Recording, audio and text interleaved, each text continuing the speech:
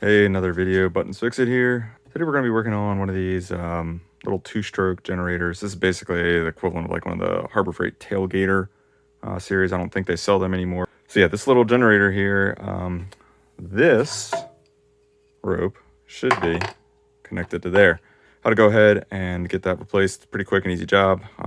Very similar for most all this power equipment like this. So yeah, so right before we get going here, if you have one of these little two-stroke generators, drop a comment below. Let me know what brand it is and what you use it for. I'm definitely curious what the different applications are out there that you all are using these for. So yeah, just drop a quick comment below, subscribe while you're at it, and let's get going here.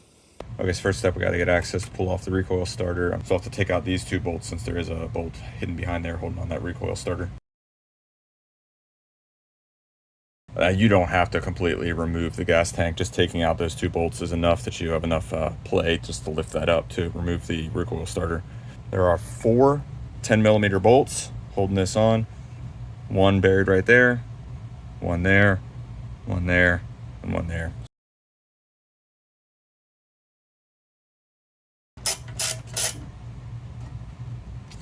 All right, so that's all there is to it. Just those 4 bolts after you loosen up the fuel tank, and you can access the recoil starter. Here's the end of the broken string here.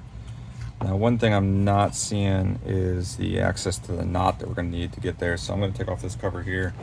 I bet you it'll be underneath there. All right. What we're looking for there, that is the end of the old string. This grease in here is real dried up, and this recoil spring is real tacky. And I'm going to real carefully lift this up because I don't want to unseat that recoil spring that's going to be sitting down in there. All right. And down in there you can see the recoil spring with the old grease. So I'm probably just going to clean this up a little bit. All right, so I'm just going to spray a little bit of WD-40 on here and just get this old grease off here that's real dried up and tacky. I don't want to muck with having to redo anything with rewinding this recoil spring. So if we were doing a thorough cleaning, it would pull this all the way apart, but that's not within the scope of what we're doing here today. For replacement strings, go ahead. You can pick up something like this. Yeah, this is just your universal aftermarket starter handle and string. Pick this up anywhere, Tractor Supply, Walmart. I always actually like to have a couple of these on hand so that you're ready to replace a string when you need to. They always seem to break at the most inopportune times. All right, so step 1 for replacing this, we're going to get this old broken string out of here. Alrighty, come through here.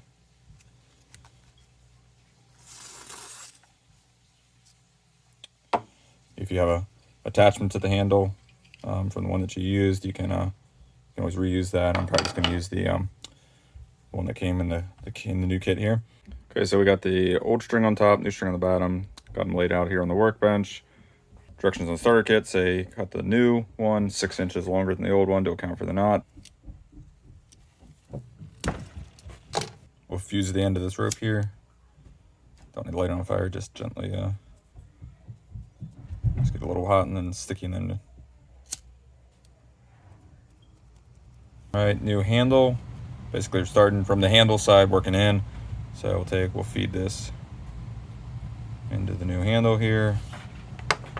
Pull it out. We're gonna tie just a regular overhand knot. Grab that with a pair of pliers. Pull that knot nice and tight. We'll just give that a quick little touch of heat there and help melt those fibers together. We're good on the handle side. All right, I'm just gonna use a little bit of just regular white lithium grease. Put a little bit on this board here. And I'm just gonna brush a little bit down in here on this spring. Work its way in there. This is not required. It's just because this, I'm only doing this because this grease, the old grease that was in here was so old and dried up. Putting this back together, there's a little hook on the end of that recoil spring that interfaces with that piece of plastic. So that's gonna basically, line it up so it comes down. Keep turning counterclockwise, looking at it like this, and then it'll catch. And this thing was, super sticky. It's all crunchy and was not moving smooth at all. Definitely need that grease. Stage the work area here for what you're doing. So I got the cord laid out here. I'm gonna feed that in. Just get it out of the way. we're ready to use it when we need it. The directions on the kit say to wind the spring until it's tight and then back it off 1 turn. There's a little bit of ambiguity there to me with what exactly is tight. It's a spring, so every turn you make it's getting tighter and tighter. I measured the diameter where the rope goes. It's about 3¼ inches. So 3¼ times pi, you're looking at about 10 inches roughly per wrap. Measured the rope, I had a little over 50 inches. So my plan is I'm basically gonna wrap it so this thing's gonna 6 full turns. For a reference point, this little knob is right up to the rope. So 1 turn, 2, 3, 4, 5. We're gonna go right up here and stop here. We're almost at 6. We're like 5¼ ish. Hold this with 1 hand. Now we're gonna take this rope. We're gonna feed it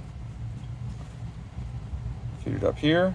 It's gonna come through the inside, feed the rope up and through the hole there. There we go. It's a little bit more annoying than typical. So now I'm just gonna take my hand here, hold that still.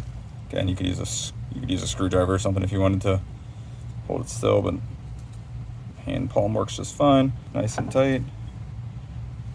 Grab needle nose, pull that tight. Also gonna heat fuse that just a little bit. Just really don't want that to come apart. Now for the fun part. Okay, so pull that off. Confirm that all that will be able to squish down in there and hide. All right, make sure the end of your rope's not caught up in tools like it is on my workbench. And now just take in a controlled fashion, put that spring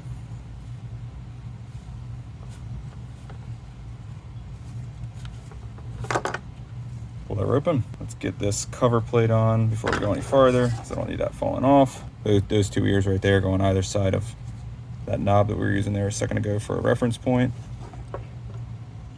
Snug down. All right, and there we have it. Let's get put back together. Install is just the reverse.